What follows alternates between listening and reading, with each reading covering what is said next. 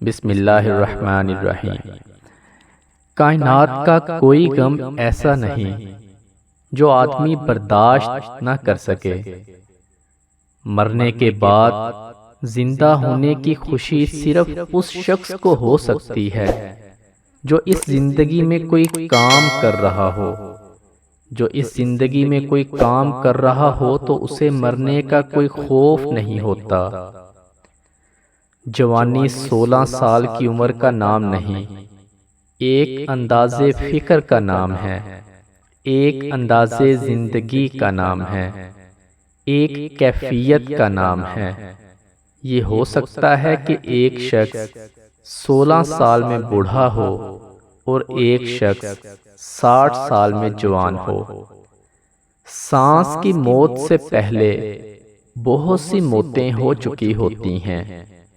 ہم سانس کو موت سمجھتے ہیں، حالانکہ سانس تو اعلان ہے ان تمام موتوں کا جو آپ مر رہے ہیں۔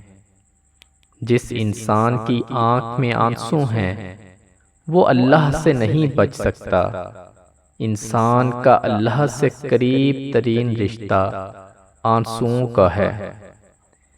دنیا کے اندر سب سے بڑا انصاف یہ ہے کہ یہ دنیا گناہ کے متلاشی کے لیے گناہ دیتی ہے اور فضل کے متلاشی کو فضل دیتی ہے۔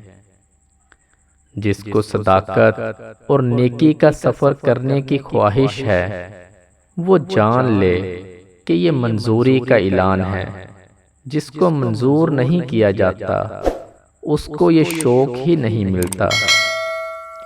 جو بات آپ کے دل میں اتر گئی وہی آپ کا انجام ہے۔ اگر آپ کو موت آ جائے تو جس خیال میں آپ مریں وہی آپ کی عاقبت ہے۔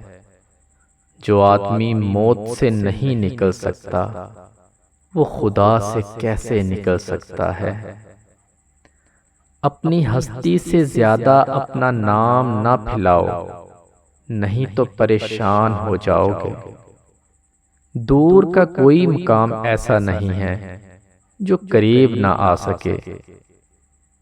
استعداد سے زیادہ کی تمنا ہلاکت ہے اور استعداد سے کم کی خواہش آسودگی ہے۔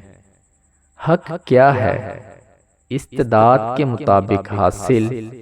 احسان کیا ہے؟ حق سے زیادہ حاصل۔ مجرومی کیا ہے؟ حق سے کم حاصل۔ آنسو قرب کا ثبوت ہیں۔ جب روح کا روح سے وصال ہوتا ہے تو آپ کو آنسو آ جاتے ہیں۔